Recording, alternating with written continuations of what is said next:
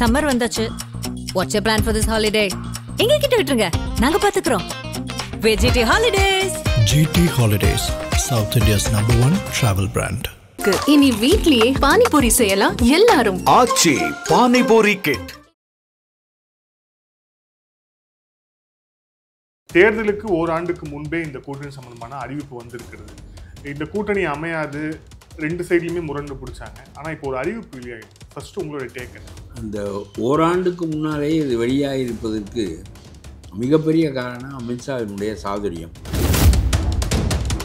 ஆட்சிக்கு வருகிற போது முதல் 2.5 ஆண்டுகள் விஜய் முதலமைச்சர் என்றும், 2வது 2.5 ஆண்டுகள் எடப்பாடி முதலமைச்சர் என்றும் பேசப்பட்டிருக்கிறது. எழுந்து நின்று எடப்பாடி கும்பிடு போட்டு சரி நீங்களே முழு முதலமைச்சராகவே இருங்கள் என்று சொல்லி அனுப்பிவிட்டார் என்று சொல்கிறார்கள். அண்ணாமலை செய்த முயற்சி வெற்றி பெற்றிருந்தால் தமிழ்நாட்டு அரசியல் போக்கு மாறியிருக்கும். அது முடியவில்லை என்று தெரிந்த பிறகுதான் அண்ணாமலையும் கொண்டு போய் தேசிய செயலாளராக போடப்படுகிறார்கள். நாகேந்திரனை போட்டது ஒரு நல்ல முடிவு.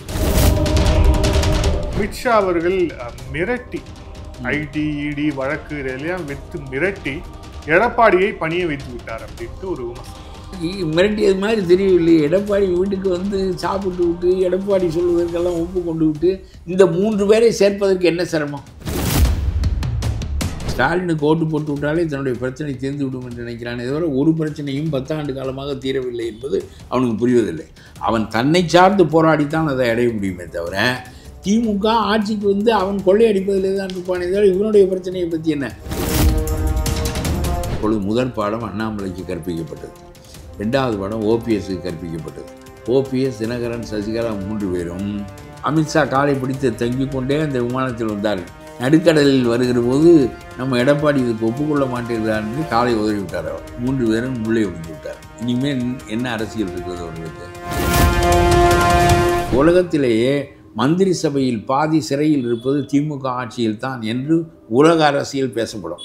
ஸ்டாலின் இனிமேல் அவர் அமைச்சரவை கூட்டத்தை புழல் சிறையில் தான் நடத்துவார். ஆமாம், அதுதான் நடக்கும். இவர் மோடியோடு சேர்ந்தால், கூட்டணி சேர்ந்தால் உடனே வந்து தமிழ் இனத்திற்கு செய்த துரோகம். இவர்களெல்லாம் இருந்தால் அது எந்த இனத்திற்கு செய்த துரோகம்? இது என்ன பேச்சு என்று பேசுகிறார்? தேர்தல் என்பது இதில் பிஜேபிக்கு ஒரு ரோலும் கிடையாது. தேர்தல் என்பது எடப்பாடியா ஸ்டாலினா? ஆதர் நேயர்களுக்கு அன்பு வணக்கம். இன்றைய சிறப்பு நேர்காணலில் நம்முடன் இணைந்திருக்கிறார் தமிழ்நாடு தன்னுரிமை கழக தலைவர் பழகருப்பி அவர்கள். அதிமுக பாஜக கூட்டணி தொடர்பான அறிவிப்பு வந்து வெளியாகி இருக்கிறது. தேர்தலுக்கு ஓராண்டுக்கு முன்பே இந்த கூட்டணி சம்பந்தமான அறிவிப்பு வந்திருக்கிறது. இந்த கூட்டணி அமையாது, ரெண்டு சைட்லையுமே முரண்டு பிடிச்சாங்க. ஆனால் இப்போ ஒரு அறிவிப்பு வெளியாகிடுது. ஃபர்ஸ்ட் உங்களுடைய டேக் என்ன? அந்த ஓராண்டுக்கு முன்னாலே இது வெளியாக இருப்பதற்கு மிகப்பெரிய காரணம் அமித்ஷாவினுடைய சாதுரியம்.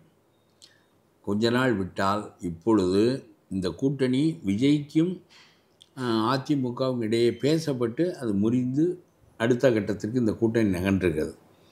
முதல்ல பேசப்பட்ட போது விஜயும் விரும்பினார் அதிமுகவோடு சேர்வது நல்லது என்று. ஆனால் அவருக்கு ஆலோசனை சொல்கிறவர்களெல்லாம் சம்பளத்திற்கு வேலை பார்க்கிற ஆட்கள், அரசியலில் அவருடைய கட்சியைச் சேர்ந்தவர்களோ மற்றவர்களோ அந்த மாதிரி இல்லை. இது அவருடைய பொதுச் செயலாளர் பேசுவதையே எனக்கு வேண்டிய நண்பர் ஒருவர் சொன்னார், நீங்களே பேசுகின்ற போது சொன்னீர்கள். அதாவது எதுக்கு வக்ஃபுக்கு போராடுகிறீர்கள் என்று கேட்டால் ஒருத்தன் சொத்தை இன்னொருத்தன் கேட்டால் கொடுப்பானா ஐயா, அப்புறம் அதுதான் போராடுறான் என்று சொன்னால் பொதுச் செயலாளர். இப்பொழுது என்ன முஸ்லீம்களுடைய சொத்தை யாருக்கு கொடுக்க வேண்டும் என்று அவர் சொல்லுகிறார்? முஸ்லீம்களுடைய சொத்து அவருடைய பிஜேபியினுடைய கட்டுக்குள் வந்து விடுமோ என்று இவர்கள் அஞ்சுகிறார்களே தவிர அந்த சொத்தை யாரும் எடுக்க முடியாது. வக்ஃபு சொத்தை வக்ஃபு அல்லாத யார் எடுக்க முடியும்?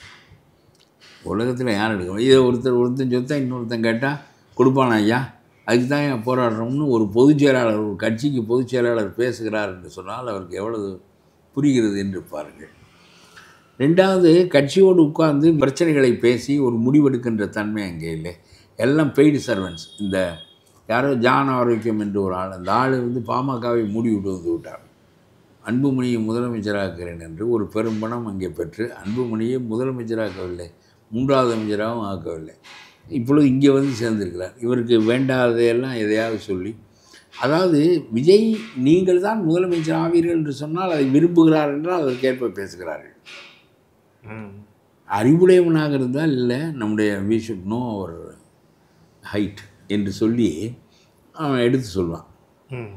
இது சரியாக வராது, அப்புறம் வீணாக போய்விட கட்சி, ஊக்கத்தை இழந்து விடுவோம் என்றெல்லாம் சொல்வதற்கு பதிலாக நீங்கள் சமமாக என்ன அவருக்கு யோசனை சொல்லப்பட்டதா விஜய்க்கு, அதாவது 2 பேரும் கூட்டணி சேர்க்கிற போது ஆளுக்கு பாதி இடங்கள் என்றும், ஆட்சிக்கு வருகிற போது முதல் 2.5 ஆண்டுகள் விஜய் முதலமைச்சர் என்றும் 2வது 2.5 ஆண்டுகள் எடப்பாடி முதலமைச்சர் என்றும் பேசப்பட்டிருக்கிறது. எழுந்து நின்று எடப்பாடி கும்பிடு போட்டு சரி நீங்களே முழு முதலமைச்சராகவே இருங்கள் என்று சொல்லி அனுப்பிவிட்டார் என்று சொல்கிறார்கள். எதற்கு 2.5 ஆண்டுகள் மட்டும் இருக்க வேண்டும், 5 ஆண்டுகளுக்கு நீங்களே இருங்கள் என்று சொல்லி அனுப்பிவிட்டார் என்று சொல்கிறார்கள். அப்போ இந்த யோசனை சொல்லுகிற முட்டாள்கள் இவர் விரும்புவதை சொல்கிறார்கள்.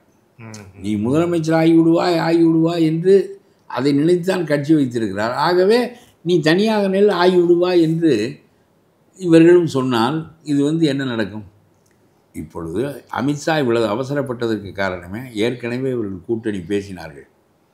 விஜய் புரியாமல் பேசுகிறார், அதனால் கூட்டணி அருந்து விட்டது. அப்படி ஒரு கூட்டணி வந்திருந்தால் செக்குலரிஸ்ட் அலையன்ஸ் என்று சொல்லி நாம் உள்ளே நுழையாமல் போயிருப்போம். அங்கே இருந்த நிலை 2 தான். அது அமித்ஷாவுக்கு தெளிவாக புரியுது. Either Vijay or BJP will be isolated in 26 election. அது விஜயாகத்தான் இருக்க வேண்டும், நாம இருக்கக்கூடாது ஐசோலேட் ஆகிற ஆள் என்று அமித்ஷா அதிகாரத்தை பயன்படுத்தி உள்ளே வந்து விட்டார். இந்த ஆள் உள்ளே போன ஆள் தெளிவாக பேசாத காரணத்தினால் இவனுக்கு புரிய வைக்கவும் முடியாது என்று எடப்பாடி நினைத்தாராம். அதாவது ஏதோ எனக்கு ஒரு 70-80 சீட்டு கேட்டிருந்தால் ஒரு 50-60 கொடுத்து நீனும் விஜயகாந்த் போல் 30 சீட்டாவது வெற்றி பெறலாம், ஒரு 50 தருகிறேன் என்று சொல்லி சரி செய்து 4-2 கூட குறைய கொடுத்து ஏதாவது செய்திருக்கலாம். இவன் நான் தான் முதலமைச்சராக வர வேண்டும், எனக்கு பாதி இடம் வேண்டும் என்று கேட்டால் இவனுக்கெல்லாம் புரிய வைக்கவே முடியாது என்று அந்த பேச்சை முடித்து கொண்டு விட்டார். அதற்கு பிறகு இவர்கள் 2 பேரும் பேசி முறிவடைந்து விட்ட நிலையில் புரிந்து கொண்டு பிறகும் நம்ம கட்சி நடத்த முடியவில்லை, எடப்பாடியோடு சேர்ந்து விட்டால் நல்லது என்று 1 ஆண்டு இடம் கொடுத்தால் இவர்கள் 2 பேரும் சேர்ந்து விடுவார்கள் என்று அமித்ஷா நினைத்தார் என்று தான் சொல்கிறார்கள். இல்லாவிட்டால் ஓராண்டுக்கு முன்பு கூட்டணியை உறுதி செய்ய வேண்டியதில்லை.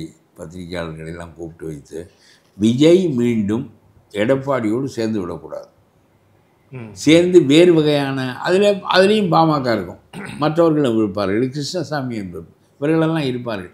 அப்பொழுது அந்த பிஜேபி அல்லது விஜய் தனிமைப்படுத்தப்பட வேண்டும் என்கின்ற நிலையில் நாம் தனிமைப்படுத்தப்படுகின்ற நிலைக்கு போய்விட்டால் பிஜேபி இந்த கொஞ்சம் வேறு பிடித்ததும் இல்லாமல் போய்விடும் என்று சொல்லி அவசரப்பட்டு இவரை கூப்பிட்டு அனுப்பி இவர் தன்னுடைய போக்கில் உறுதியாக நின்றிருக்கிறார்.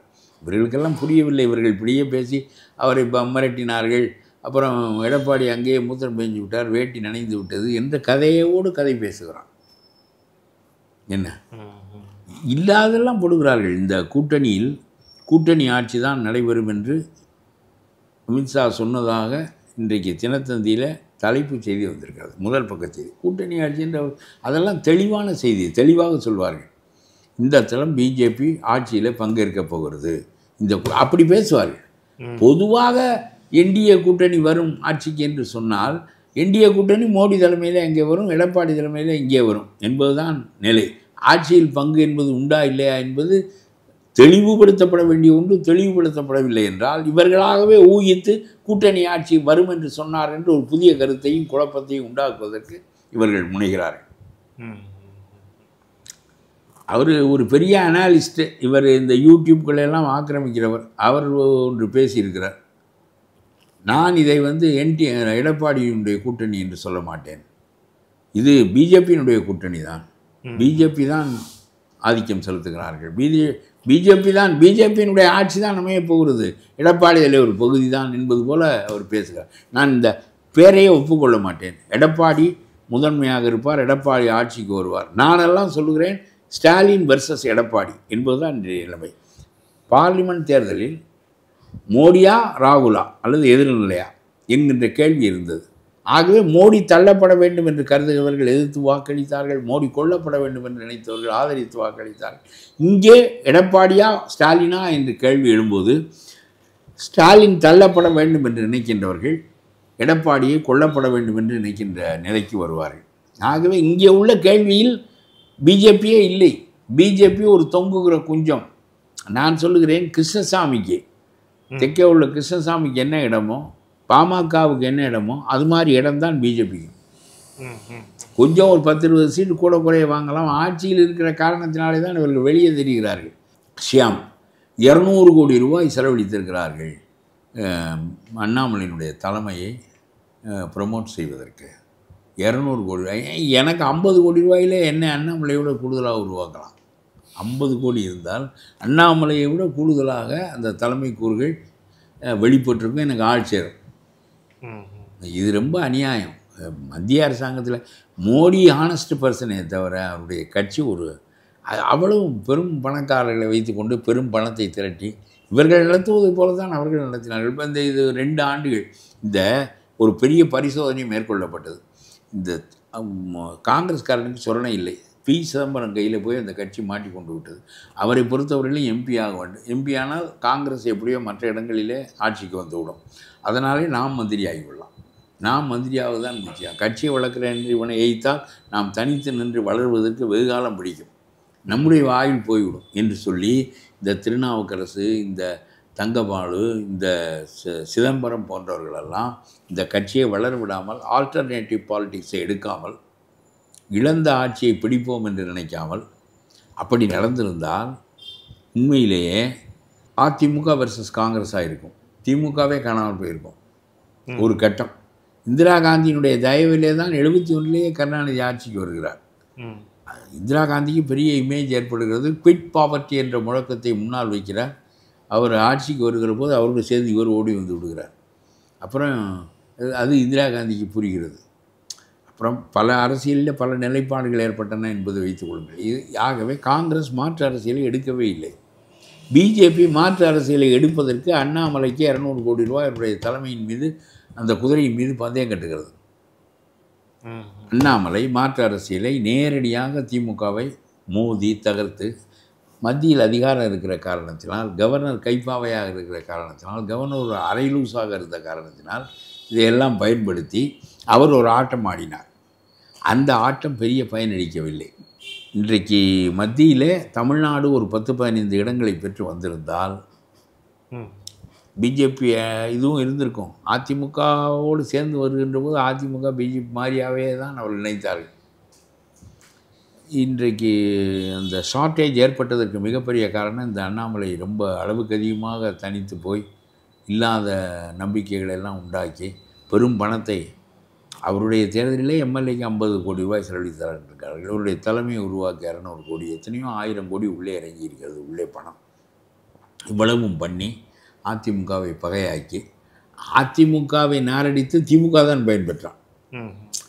இப்பொழுது யார் யார் பாடம் கற்றுக்கொள்கிறார்கள் என்று பாருங்கள். இந்த இடைக்காலத்தில் ஒரு மாற்று அரசியலை உருவாக்க பிஜேபி முயன்று அது நடக்கவில்லை என்று இன்றைக்கு அமித்ஷாவே தேடி வர வேண்டிய நிலையும், அமித்ஷா டெல்லிக்கு கூப்பிட்டு மசியாத காரணத்தினால், எடப்பாடி மசியாத காரணத்தினால், என்ன மசிந்திருக்க மாட்டார், நாங்கள் தான் தனி ஆட்சி அமைப்போம் என்று சொல்லியிருப்பார். எம்ஜிஆர் காலத்து அரசியல் தான் தொடரும் என்று சொல்லியிருப்பார். 2வது உங்களோடு சேர்க்கிறோம். ஏனென்றால் முஸ்லீம்கள் தனித்து நின்றபோது வாக்களிக்க விட்டு விட்டார்கள், தேடவே இல்லை. அதனாலே இவர்கள் போடப்போவதே இல்லை. அவர் முடிவு இவர்கள் போடப்போவதில்லை. அதில் எதற்கு இவர்களோடு தனியாக இலவு காத்த, அது திமுகவுக்கு தான் போடுவது என்று தீர்மானமாக இருக்கிறான். திமுகவால் ஒன்றும் நடக்காது என்றாலும் அவனுக்கு தான் போடுவான். அவன் ஸ்டாலினுக்கு ஓட்டு போட்டு விட்டாலே தன்னுடைய பிரச்சனை தீர்ந்து விடும் என்று நினைக்கிறானே தவிர ஒரு பிரச்சனையும் 10 ஆண்டு காலமாக தீரவில்லை என்பது அவனுக்கு புரிவதில்லை. அவன் தன்னை சார்ந்து போராடித்தான் அதை அடைய முடியுமே தவிர திமுக ஆட்சிக்கு வந்து அவன் கொள்ளையடிப்பதிலே தான் இருப்பானே தவிர இவனுடைய பிரச்சனையை பற்றி என்ன தீர்மானம் வேண்டுமானால் உதர போடுவான். அதில் என்ன இருக்கிறது?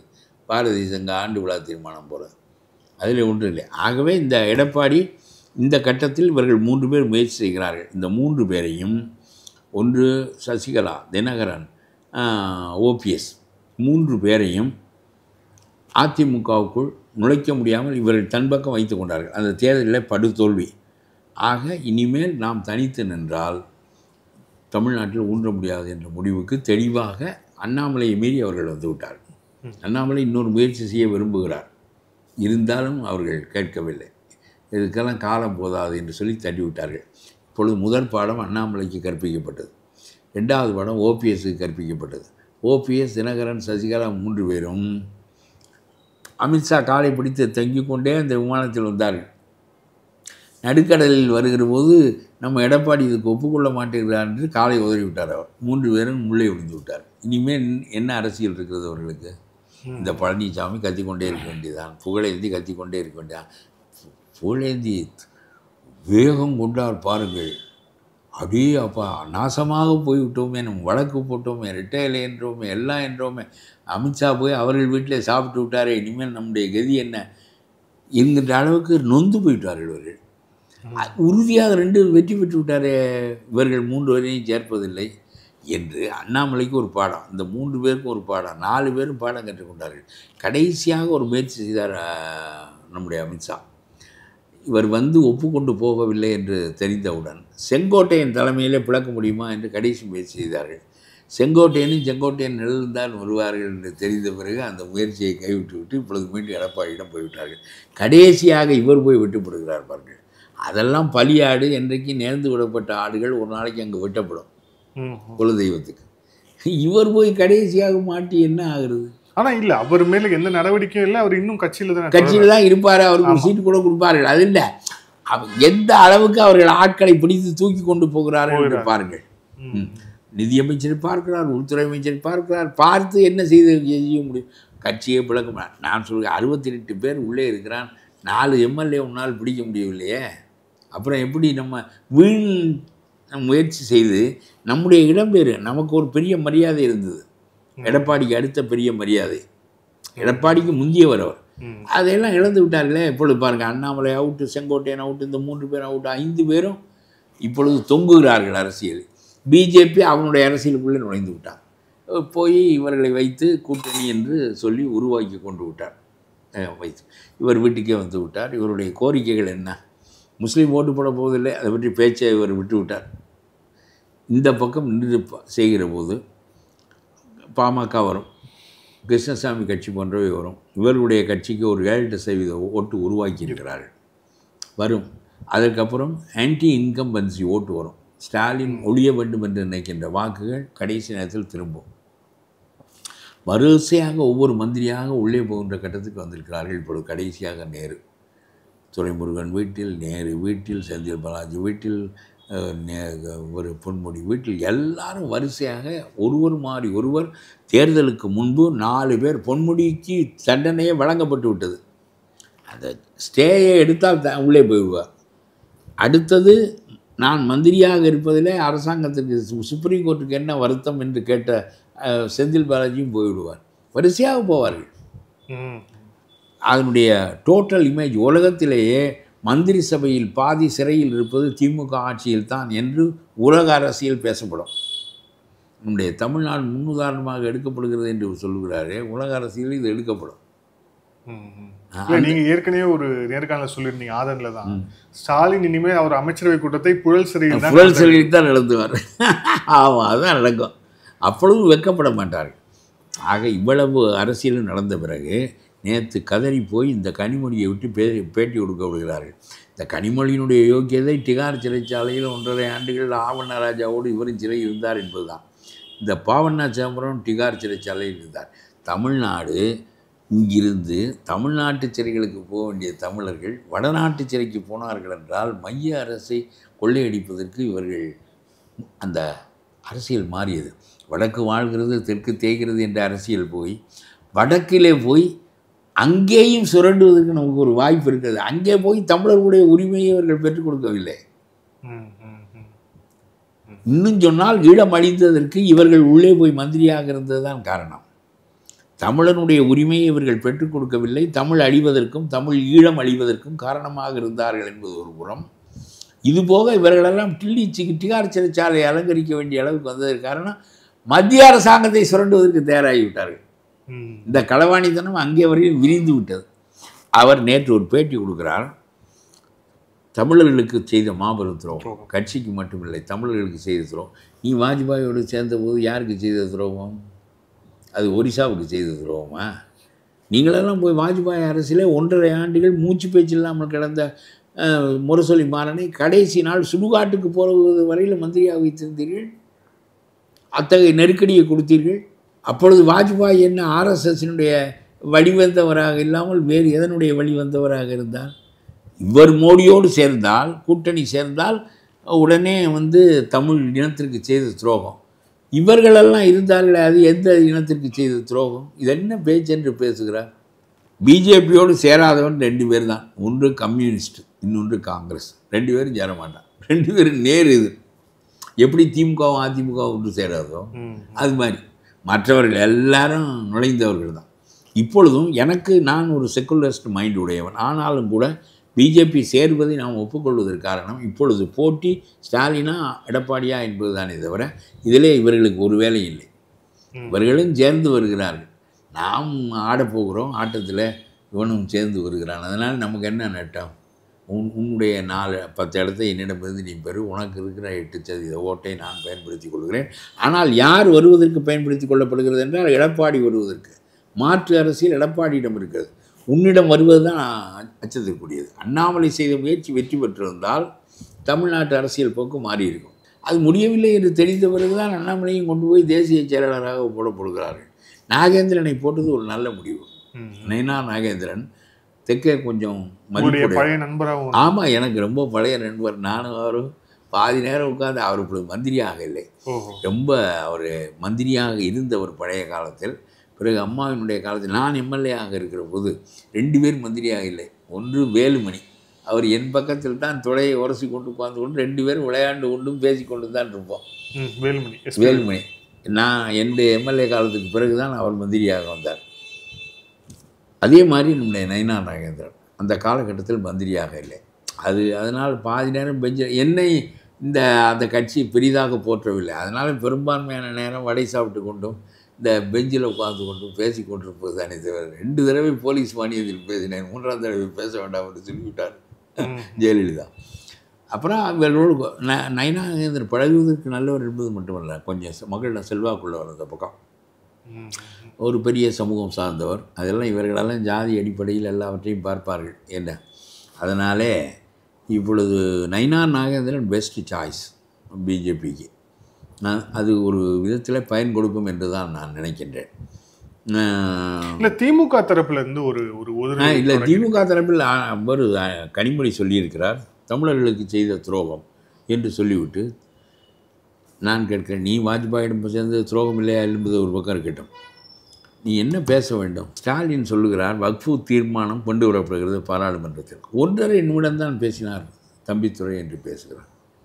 1.5 நிமிடம் பேசினால் என்ன, 1.5 மணி நேரம் பேசினால் என்ன? உன்னோடு டெல்லியிலே பேரம் பேசிவிட்டு வந்து எடப்பாடி தன்னுடைய கட்சிக்காரனை வக்ஃபுவுக்கு முஸ்லீமுக்கு ஆதரவாக வாக்களி, அரசாங்கத்துக்கு எதிராக வாக்களி என்று சொல்லுகிறார்கள் என்று சொன்னால் இதை விட என்ன செய்ய முடியும்? நீ செய்வாயா? அதை எடப்பாடி செய்திருக்கிறார். எடப்பாடியை வியந்து நான் பார்த்த இடங்களில் ஒன்று அந்த 7.5% ஒதுக்கீட்டை கொடுத்தது. அரசு பள்ளிக்கூடத்தில் படித்தவனுக்கு இப்படி ஒரு யோசனை வந்து செய்திருக்கிறார் என்று. அதே போல் அவருடைய குடிமராமத்தை நான் வியந்து பார்த்தேன். பழைய வரலாற்றில் உள்ள குடிமராமத்து உயிர்ப்பிக்கப்பட போகிறது, அதற்குள் ஆட்சி முடிந்து விட்டது. அதே மாதிரி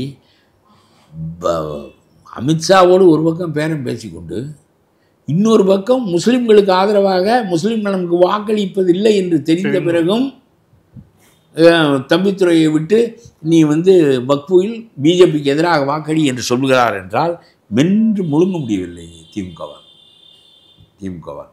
இது முஸ்லீம்களுக்கு புரியாது என்பது வேறு. மென்று முழுங்க முடியவில்லை. 1.5 நிமிஷம் பேசினார் என்று 1.5 நிமிஷம் பேசினார் என்ன, வாக்களவா எய்த்து வாக்களித்திருக்கிறான். ஏற்கனவே சில தப்புக்களெல்லாம் கூட்டணி ஆட்சி காலத்தில் இருந்தன, அவர்களுக்கு வாக்களித்து விட்டார்கள். இப்பொழுது சரியான நிலையை எடுத்து விட்டார்கள். அதே மாதிரி இப்பொழுது சொல்லுகிறார், அமித்ஷா பக்கத்தில் உட்கார்ந்திருக்கிறார், இந்த கூட்டத்தை அமித்ஷா நடத்துகிறார். அமித்ஷா தானே நடத்த வேண்டும், எடப்பாடி நான் தான் முதலமைச்சராக இருப்பேன் என்று அவரே சொல்லிக்கொள்வதை விட ஒரு உள்துறை அமைச்சராக இருக்கிறவர், நான் அதிகாரம் செய்கின்றேன் என்று சொல்லுகிறவர், எடப்பாடி தலைமையிலே தான் இந்த ஆட்சி அமையும் என்று சொல்வது பெருமையா சிறுமையா? அதை எடப்பாடியை சொல்லிக்கொள்வதில் என்ன பெருமை இருக்கிறது? ஒரு ஆளுங்கட்சி அவருடைய தலைமையை ஏற்றுக்கொண்டு விட்டது. எல்லா இடத்திலும் நாங்கள் தலைமை, ஆனால் தமிழ்நாட்டில் மட்டும் எடப்பாடி தலைமை என்பதை அந்த கட்சி ஏற்றுக்கொண்டு விட்டது.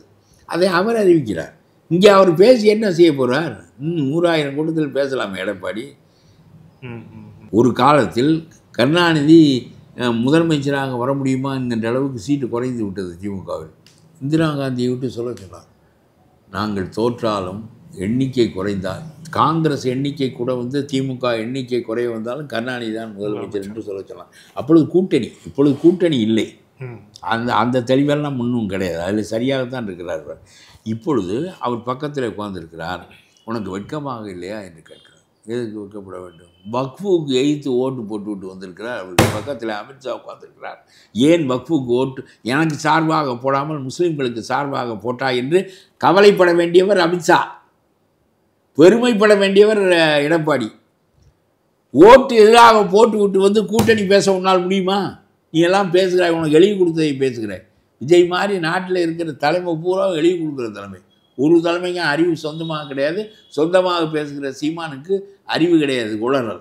அது அரலூசு. அவர் ஒரு அரலூசு, கவர்னர் ஒரு அரலூசு. ஆகவே இதில் என்ன குறைபாடு? உறுதிப்பட நின்று வக்ஃபுக்கு முஸ்லீம்களுக்கு ஆதரவாக அவர்கள் நம் பக்கம் வருவதில்லை என்றாலும் அவர்களுக்கு வாக்களித்து விட்டு வந்து இந்த கூட்டணியை பேசுகிறார். கவலைப்பட வேண்டியவர் அமித்ஷா. உன்னால் செய்ய முடியுமா?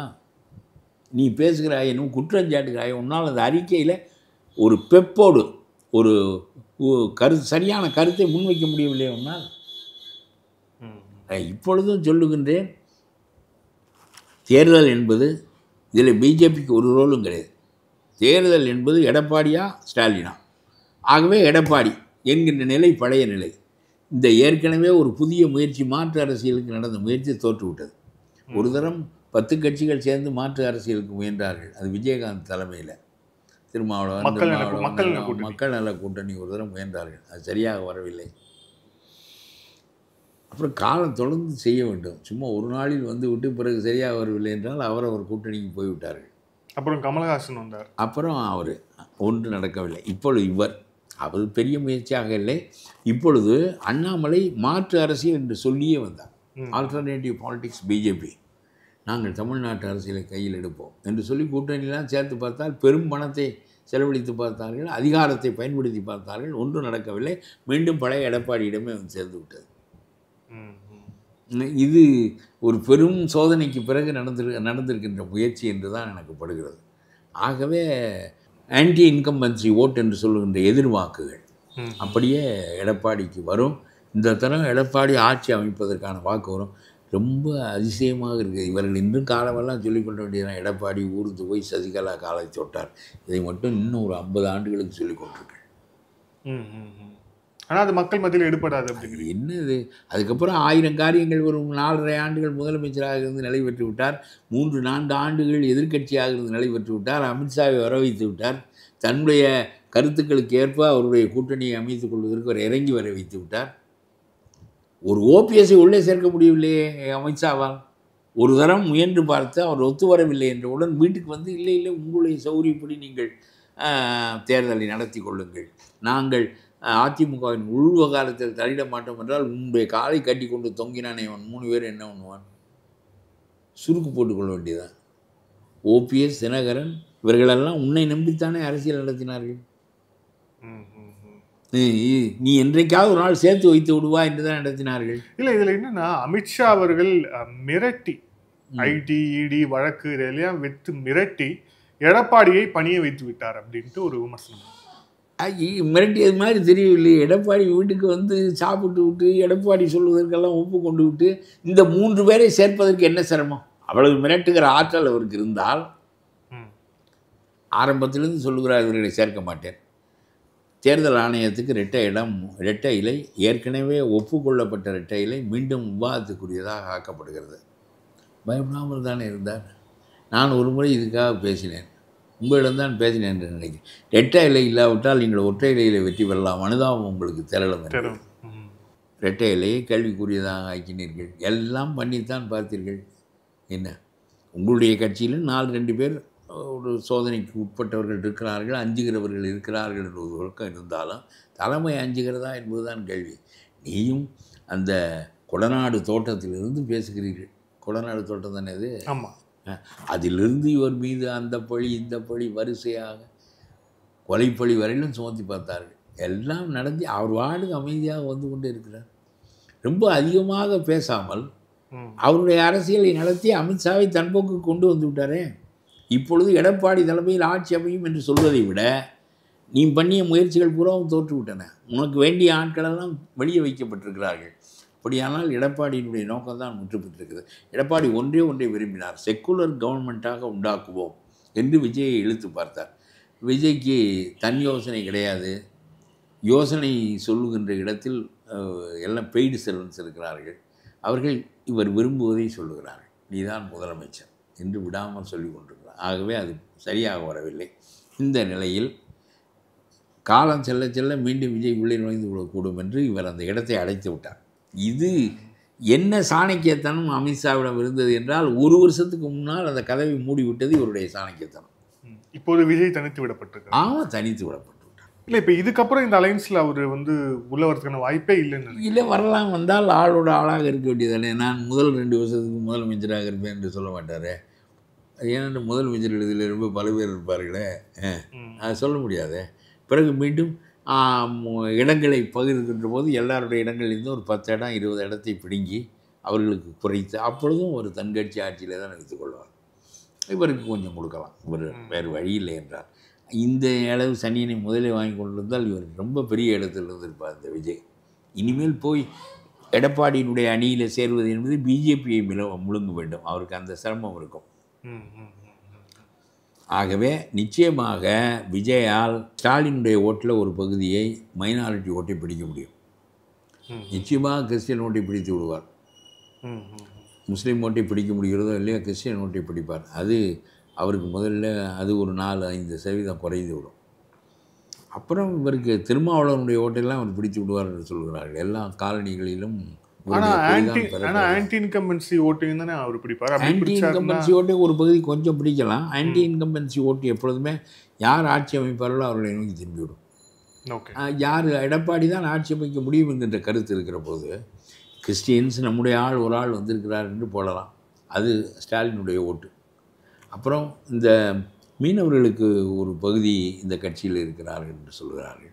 அது மாதிரி காலனிகளில் ஒரு பகுதி, இதெல்லாம் அவருடைய கட்சியினுடைய ஓட்டுகள் தான். திருமாவளவனுடைய ஓட்டு, அவருடைய ஓட்டு, இவருடைய ஓட்டு, இதெல்லாம் ஒரு கூட்டணி பூராவும் நேற்று அலைபாய்ந்திருக்கிறார்கள். இந்த புதிய கூட்டணியை பற்றி ரொம்ப புலம்பி இருக்கிறார்கள். ஏனென்றால் திமுக முழுகுகிற போது நம்ம மூழ்கியாக வேண்டும் என்று அவர்களுக்கு புரியாதா என்ன? இப்பொழுது அந்த கூட்டணிக்கு இன்று தனி செல்வாக்கே கிடையாது. சிபிஎம் கிடையாது, சிபிஐக்கு கிடையாது, திருமாவளவனுக்கு கிடையாது, வைகோவுக்கு ஒன்றுமே கிடையாது. இவர்களெல்லாம் ஒன்றும் கிடையாது. இவர்களெல்லாம் தொங்குகிறவர்கள் தான் திமுகவில். அவருடைய பணம், அவருடைய கட்சியினுடைய வலு, இதை வைத்துத்தான் இவர்களும் 4-2 இடங்களை பெற வேண்டும். இப்பொழுது இவர்கள் தள்ளப்பட்டு விட்டார்கள். இந்த பக்கம் வர முடியாதபடி.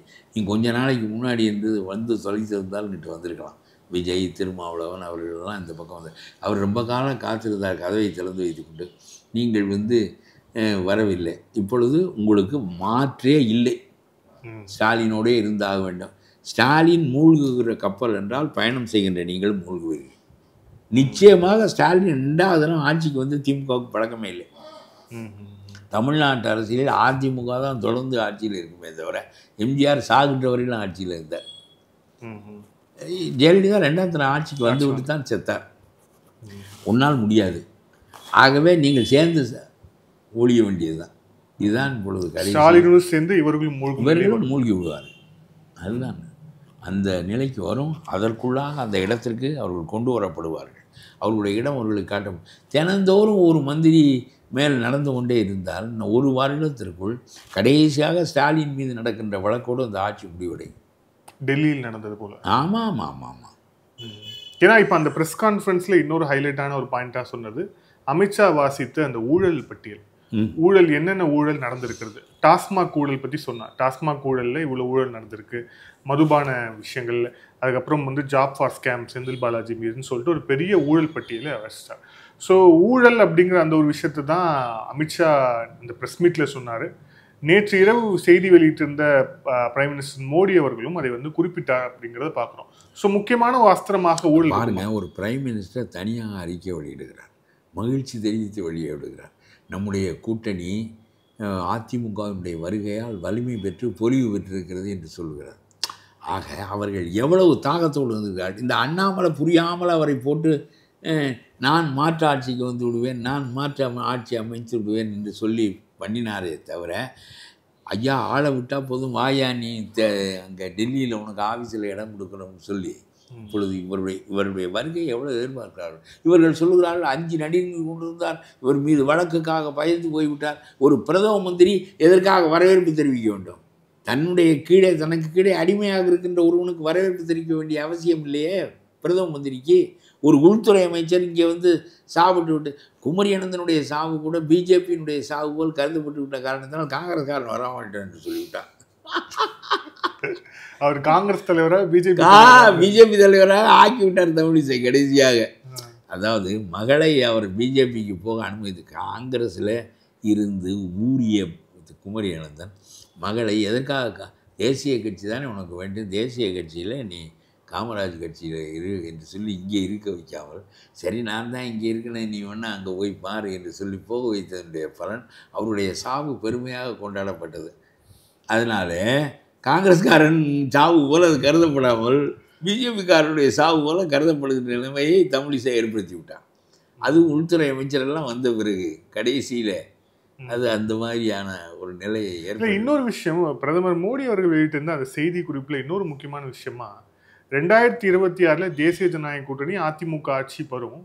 இது வந்து அவர் குறிப்பிட்ட வார்த்தை லோக்நாயக் எம்ஜிஆர், அப்புறம் வந்து அம்மா ஜெயலலிதா இவர்களுடைய ஆட்சி மீண்டும் வரும் அப்படின்னு அதில் குறிப்பிட்டிருந்தார். ஸோ இது எதை உணர்த்துறார் மோடி அவர்கள்? இல்லை, அவர் ரொம்ப பெருமையாக கொண்டாடி இவர்களுடைய தனித்தன்மையவே நிலைநாட்டி கொண்டிருக்கிறார். நாங்கள் எங்களுக்கு கீழே நீ என்பது போல இல்லை அந்த வார்த்தையெல்லாம். உங்களுடைய ஆட்சி, உங்களுடைய தலைவர்கள், அவர்கள் ஆண்ட விதம் அது சிறப்புக்குரியது. அது மீண்டும் தமிழ்நாட்டில் வரட்டும். நான் கூட பரவாயில்லை ஒதுங்கி நின்று கொண்டுகிறேன், இந்த திமுகவை தூக்கி விட்டு நீ வா என்று சொல்வதுதான் அவருடைய மிகப்பெரிய நோக்கம். சும்மா சனாதனம் என்றெல்லாம் இவர்கள் சொல்லட்டும். நான் சொல்லுகிறேன், பாரதிய ஜனதாவை பற்றிய கருத்துக்கள் எதிலும் எனக்கு மாறுதலில்லை. நான் பாரத மாதாவையே ஏற்றுக்கொள்வதில்லை. தமிழ் இனம் ஒன்று தான் உண்டு, தமிழ் தாய் தான் உண்டு. ஒரு தாய்க்கு தான் பிறக்க முடியும், நான் 2 தாய்க்கு பிறக்க முடியாது. எனக்கு தமிழ் தாய் என்றால் பாரத மாதா தாய் இல்லை என்று நான் நம்புகிறேன். ஆனால் இந்த கூட்டணி வர வேண்டும் என்று நான் நினைக்கிறேன்.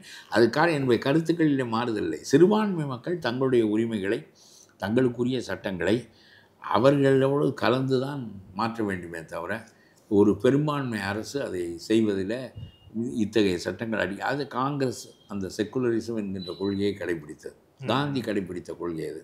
அதனால் அந்த கருத்து தான் எனக்கு எல்லாவற்றிலும் இருக்கிறது என்றாலும் கூட, என்னுடைய கருத்து இப்பொழுது மோடியோ அண்ணாமலையோ அமித்ஷாவோ அங்கே வரப்போவதில்லை. அவர்களுடைய ஆட்சி இங்கே நடக்கப் போவதில்லை. எடப்பாடியினுடைய ஆட்சி நடப்பதற்கு மாற்றாக வரப்போகுது. இங்கே ஸ்டாலினா எடப்பாடியா என்று கேட்டால் எடப்பாடியின் பக்கம் நிற்காமல், அப்புறம் இதில் அமித்ஷா வந்து விட்டு போனார், அமித்ஷா வந்து சாப்பிட்டு விட்டு போனார். ஆட்சிக்குள்ளே வருகிறாரா அமித்ஷா?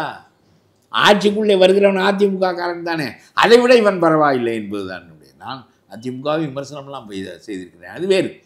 இன்றைய நிலையில் எது ரொம்ப நெருக்கடியானது என்று தான் பார்க்க வேண்டுமே தவிர, நேற்று ஒன்று நேற்றைய காலம், நேற்று முந்தா நாள் காலம், முந்தா நாள் இன்று, நாளைய காலம் நாளை, அவ்வளவிலும் மாறுதல் ஏற்படுகின்ற போது நம்மையும் சேர்த்து தான் அது மாற்றிக்கொண்டே இருக்கும். இப்பொழுது உன்னை தொலைக்க வேண்டும், நீதான் இப்பொழுது மிகப்பெரிய 2 சொன்னார் அவர், கரப்ஷன் அண்ட் மால் அட்மினிஸ்ட்ரேஷன். ஒன்றும் ஹரிஜன்களுக்கு பாதுகாப்பில்லை, வேங்க வேலை வைத்து சொல்லுகிறார். என்ன நீ செய்தாய்? தலித்துகளுக்காக கட்சி வைத்தாயே, உன்னால் அந்த மக்களுடைய உரிமையை பெற்றுக் கொடுக்க முடிந்ததா? அம்பேத்கர் காலத்தில் கூட தண்ணீர் இறைக்காதே கிணற்றிலே என்று சொன்னானே தவிர, எங்களுடைய பொதுக்குளத்தில் இறங்காதே என்று சொன்னானே தவிர, குடிக்கின்ற தண்ணீரில் மலங்கள் தானா?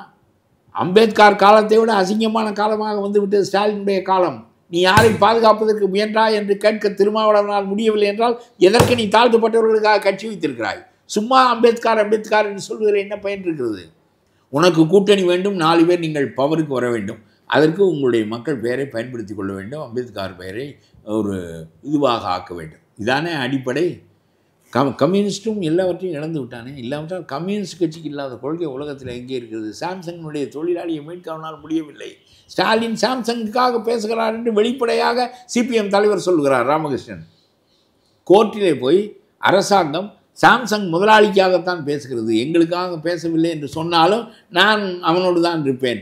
அப்பொழுதுதான் நான் காலையில் அந்த பன் ரொட்டியில் எனக்கு கொஞ்சம் பிச்சு கொடுப்பான், திங்கிற ரொட்டியில் என்று தான் இருக்கிறாய் நீ. அதனால தான் கட்சி வளராமல் போய்விட்டது. கடைசியாக இருப்பிடம் இதுதானே நம் கேரளா தானே, அதோடு முடிந்ததே. இப்பொழுது என்ன புதிய தலைவர்கள் தான் மாறிக்கொண்டே இருக்கிறார்களே தவிர என்ன மாற்று? நான் சொல்கிறேன், கார்ப்பரேட்டுகளை ஒழிப்பதற்கும் இந்த அரசியலில் புதிய கருத்து நிலைகளை உருவாக்குவதற்கும் கம்யூனிஸ்டினுடைய பங்கு என்ன? உங்களுடைய கட்சிக்கான தேவையை ஒளிந்து விடுவது போன்ற ஒரு நிலையை நீங்களும் ஒப்புக்கொள்ளுகிறீர்களே. ஆகவே இத்தகைய நிலையில் ஸ்டாலினோடு சேர்ந்து முழுக வேண்டியவர்கள் தான் அவர்கள். என்று பார்த்தோம் அப்படின்னா எடப்பாடியா ஸ்டாலினா, அவ்வளவுதான். வேற எதுவும் இப்பொழுது எனக்குள்ள சிந்தனை ஒன்றுதான், எடப்பாடியா ஸ்டாலினா. அப்படியானால் எடப்பாடி. இந்த தேர்தலில் பார்க்கப்பட வேண்டிய பார்வை அதுதானே தவிர இதில் பிஜேபிக்கு it has no role in state politics. அவர்கள் எல்லாம் முயன்று பார்த்து தோற்று விரட்டி அடிக்கப்பட்டு பிறகு அவர்களாக வந்து இவர்கள் சொல்வது போல் பயந்து நடுங்கி கொண்டு எடப்பாடி மூத்திரம் பெய்து விட்டார் என்று சொல்வதெல்லாம் சும்மா வெட்டி பேச்சு. அது ஒத்துக்கொள்ளாமல் வந்ததுனால தான் செங்கோட்டையன் அவர்கள் முயன்று பார்த்தார்கள். அப்புறம் செங்கோட்டையனும் தேராது, எல்லாம் அதிமுகவில் இருப்பவனெல்லாம் ஒரு மாதிரி தான் இருக்கிறார். இவ்வளவு கட்டத்திலும் ஒன்றும் பெரிதாக பிரியவில்லையே, என்னென்னமோ செய்து பார்த்தார்கள். அதை உடைத்து விடுவோம் அந்த கட்சி. அது இவர்கள் விடாமல் சொன்னார்கள், அதிமுக உடைக்கப்படும், பம்பாய் அரசியல் போல மராத்திய அரசியல் போல ஆக்கப்படும். தாக்கரேயினுடைய கட்சியை உடைத்து பாதியை எடுத்து தாக்கரே மகனை ரோட்டில் விட்டது போல் அதிமுக உடைக்கப்பட்டு என்ன வேலுமணி போன்றவர்கள் வருவார்கள், அவர்கள் வருவார்கள் என்று பெயர்களெல்லாம் சொல்லப்பட்டு எல்லாரும் முக்கி கொண்டு அதற்குள்ளே தான் தெரிந்தானே தவிர ஒருவனும் வரவில்லை. வந்த செங்கோட்டையனையும் வீணாக்கி விட்டார்.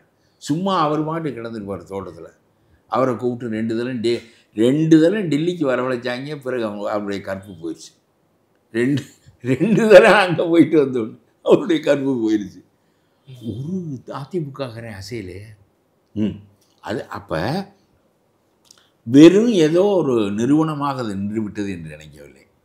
அது ரொம்ப ஜெயலலிதா எம்ஜிஆருடைய தலைமையினுடைய வேகம் வீச்சுக்களுக்கு எடப்பாடி ஈடு கொடுக்க முடியாதே தவிர அந்த கட்சியை கட்டி காப்பாற்றுகிற அளவுக்கு அவருக்கு ஒரு திறமை இருந்து தானே 4.5 ஆண்டுகள் ஆட்சியில் மாறாமல் இருந்து விட்டார். இல்லாவிட்டால் இன்னொரு கூட்டத்தை வைத்து இவரை தள்ளுவது, பிறகு அவரை வைப்பது, சிண்டையை கொண்டு வந்தார்களே தாக்கரையை தள்ளிவிட்டு, ஒன்றும் நடக்கவில்லையே.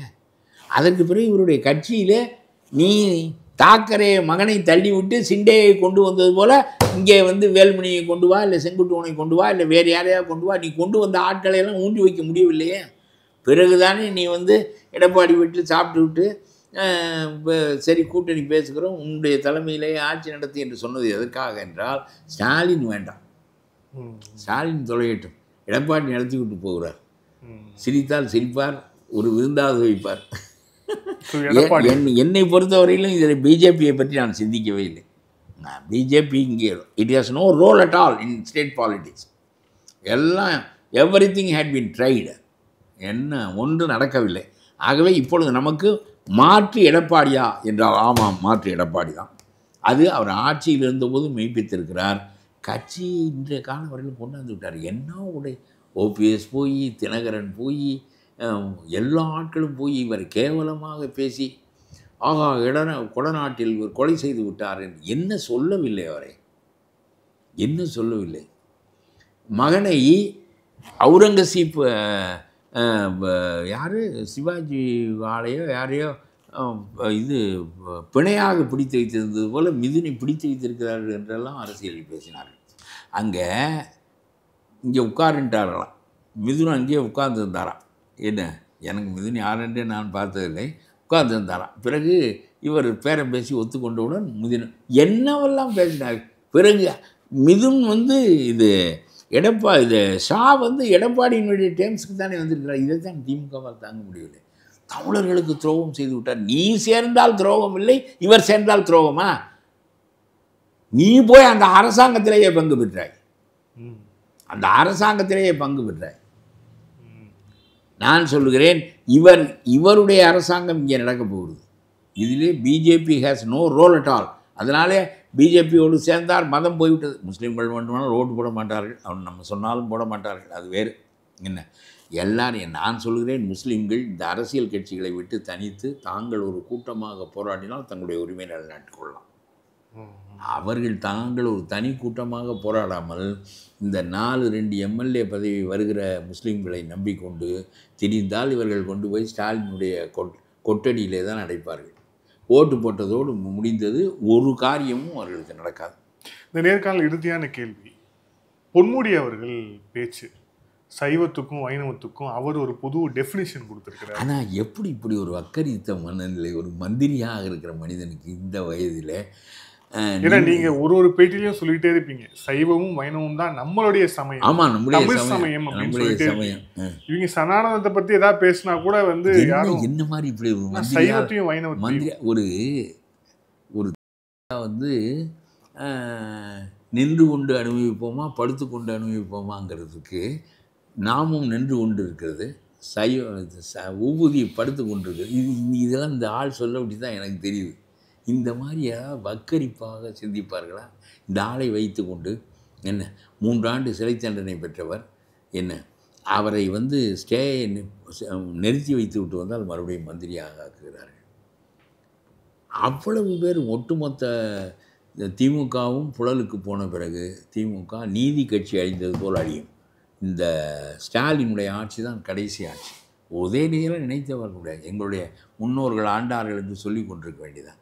கருணாநிதி தன்னுடைய திமுக தமிழர்களுக்கான கட்சி என்று நினைத்திருந்தால் அவர் இதை இயற்கையாக வரவிட்டிருக்க வேண்டும். எல்லாரையும் ஒழித்து கட்டி வைகோவை வீட்டுக்கு அனுப்பி, வைகோவுக்கு சொரணே இல்லை, அது வேறு விஷயம். இவரை வெளியே தள்ளியதே ஸ்டாலின் என்னுடைய தலைமைக்கு அவர் ஒரு அறைகூவலாக இருப்பார் என்று தான் வெளியே தள்ளினார்கள். ஆனால் இந்த வைகோ வந்து இவரிடம் சரணடைந்த விதத்தை கருணாநிதி உயிரோடு இருந்து பார்த்துருந்தால் இவனை பார்த்து பயந்திருக்கவே என்று சொல்லி அவர் ரொம்ப வருத்தப்பட்டிருப்பார். கருணாநிதி இதற்கு இவ்வளவு முயற்சியெல்லாம் செய்திருக்க வேண்டாமே என்று நினைத்திருப்பார். எல்லாரும் விற்று விட்டார். தன்னை விற்றுக்கொள் தக்கதுடைத்து என்று திருக்குறள் இருக்கிறது. அதாவது ரொம்ப மட்டமான ஆளினுடைய குணாம்சத்தை பேசுகிற போது, கைமையினுடைய குணாம்சத்தை பேசுகிற போது அவன் என்ன செய்வானா, தன்னுடைய நன்மைக்காக எல்லா காரியமும் தப்பாக செய்வது ஒரு வகை, தன்னுடைய நன்மைக்காக தன்னையே விற்றுக்கொள்வான்கிறார். உலகத்தில் இப்படி ஒரு சொல்லோட்டத்தை நான் கேட்டது. தன்னை விற்றுக்கொள் தக்கது, தன்னையே விற்றுக்கொள்வான் தன்னுடைய நன்மை என்று கருதி அவ்வளவு முட்டாள் கைவன். நீ டிஆர் பால் இருந்த இடத்துல இருந்திருக்கலாமே, கருணாநிதியோடு சேர்ந்து இருந்திருந்தால். நான் தம்பி எப்படி துரைமுருகன் பேசுகிறாரோ, தம்பியை நான் தூக்கி வளர்த்தேன், நான் அந்த தம்பியினுடைய ஆட்சியின் கீழே இருக்கிறேன், உதயநிதிக்கு கீழேயும் இருப்பேன் என்று பேசுவது போல் நீயும் பேசி கொண்டு வந்து விட்டு துரைமுருகன் மாதிரி 20 ஆண்டுகள் நடையாய் நடந்து உன்னுடைய கால் தேய்ந்து கை தேய்ந்து. இது ஒரு பத்திரிகை விமர்சனமாக ஞாபகம் வருது, போர்வால் அட்டக்கத்தியான கதை அப்படின்ட்டு. ஐயோ, ஒரு விமர்சனம் வந்தது அப்போ, பயங்கரமாக இருக்கு. போர்வால், அவர் திராவிடத்தின் போர்வால் அட்டக்கத்தியானது அப்படின்ற விமர்சனம் தான். இவர் போர்வாள் என்று திமுகவில் இருக்கிற போது சொல்வார்கள். அவர் அவ்வளவு. இப்பொழுது பாராளுமன்றத்தில் போய் அவர் பேசுகிறார், கனிமொழியிடம் மன்னிப்புகள். ஒரு பெரிய ஐயா அசிங்கமாக இருக்கிறது. நன்றி சார், பல்வேறு